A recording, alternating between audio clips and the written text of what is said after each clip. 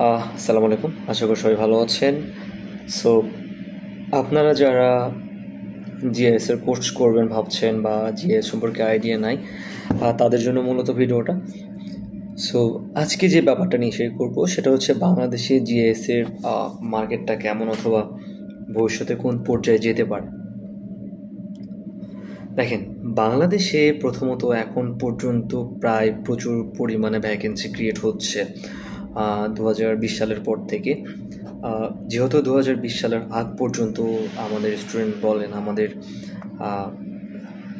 জনগণ বলেন, এরা বেসিক্যালি জিএসের ব্যবহার সম্পর্কে খুব কম জানতো। বাট রাইট নাও যখন পুরো বিশ্ব এগিয়ে যাচ্ছে, তার সাথে আমাদের জিএসের কোর্সটাও কিন্তু এগিয়ে যাচ্ছে। এই জিএসের চাহিদাটাও বাড়ছে, আপনার টেকনোলজির চাহিদা যেহেতু বাড়ছে। আপনি যদি দেখেন, আপনি অ্যাজ এ ডাক্তার হিসাবে যদি মনে করেন যে বাংলাদেশে কোন লোকেশানে ডেঙ্গু বাড়ছে বা ডেঙ্গু ম্যাপিং করতে হবে বা ডেঙ্গুর প্রকোপটা বেশি হতে পারে, রাইট? তো আপনি কি করবেন?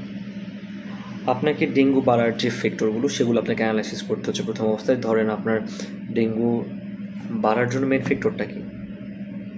জলাবদ্ধতা বা কোথাও পানি জমে থাকা, রাইট? যেখানে পানি জমে থাকবে সেখানের মধ্যে ডেঙ্গুগুলো আসবে, রাইট? সো আপনি কি করছেন? আপনি স্যাটেলাইট ইমেজ দিয়ে সেই লোকেশানগুলোকে ট্র্যাক করছেন যে আমার এই লোকেশানে পানি জমে থাকে অলওয়েজ, সব সময়, রাইট? তারপর কি করছেন আপনি? তারপর আপনি সেই জায়গাগুলোতে ফিজিক্যালি যে দেখতে পারেন যে যে জায়গাগুলোতে পানি জমে আছে সেই জায়গাগুলো বেসিক্যালি কী ধরনের ডেঙ্গু আছে বা কী ধরনের ডেঙ্গুর লাভা পাওয়া যাচ্ছে, রাইট? সো আপনি ফিজিক্যালে গেলেন, যাওয়ার পর আপনি কী করছেন? আপনি ডেঙ্গু রিক্স একটা জোনিং ম্যাপ বানানো দরকার, যেটা সবাই দেখলেই বুঝতে পারবে এই লোকেশানগুলো ডেঙ্গুর পরিমাণ বেশি বা এই লোকেশানগুলো ডেঙ্গু ভবিষ্যতে আরও বেশি হবে। তো তখন আপনি কী করবেন?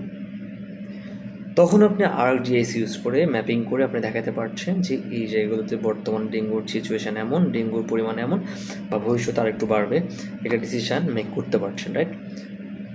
এখন ধরুন আপনি সিভিল কনস্ট্রাকশনে কাজ করছেন, কেউ একজন আপনাকে বললো আপনি এমন একটা বাসা ডিজাইন করে দেন যেখানে আমার টেম্পারেচার খুবই কম থাকবে, একটা সাস্টেনেবল এনভায়রনমেন্ট থাকবে।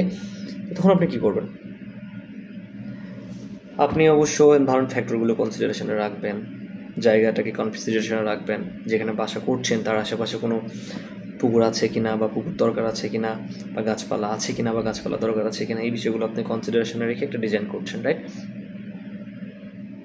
তারপর ল্যান্ড সার্ফেস টেম্পারেচারটা ক্যালকুলেশন করে একটা হিসাব করলেন যে না, এই জায়গাতে আমার টেম্পারেচার এমন আছে, গাছপালা কম আছে, সো সব কিছু মিলে আপনি একটা ডিজাইন করলেন। তখন কি হলো? আপনি একটা সাস্টেনেবল বিল্ডিংস ডিজাইন করতে পারলেন না?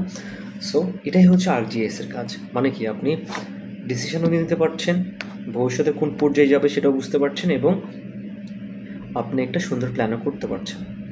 সো আমাদের বাংলাদেশে এই পর্যন্ত প্রায় প্রতিটা সেক্টরেই কিন্তু আমাদের আরজিএসের চাহিদাটা বাড়ছে। সো সময় নষ্ট না করে নিজেদেরকে স্বাবলম্বী করুন। সেলফ ইনভেস্টমেন্ট সব থেকে বড় ইনভেস্টমেন্ট। আপনি যদি একটা গাছ লাগান, আপনি কয়েকদিন পর ফল পাবেন। সো এরকম গাছ লাগানোর মতো নিজে পিছনেও ইনভেস্ট করেন, নিজেকে শক্তিশালী করে উঠান, গড়ে তোলেন, দেখবেন আপনিও একটা সময় সেই ভালো জায়গায় চলে গেছেন। ধন্যবাদ সবাইকে সাথে থাকার জন্য।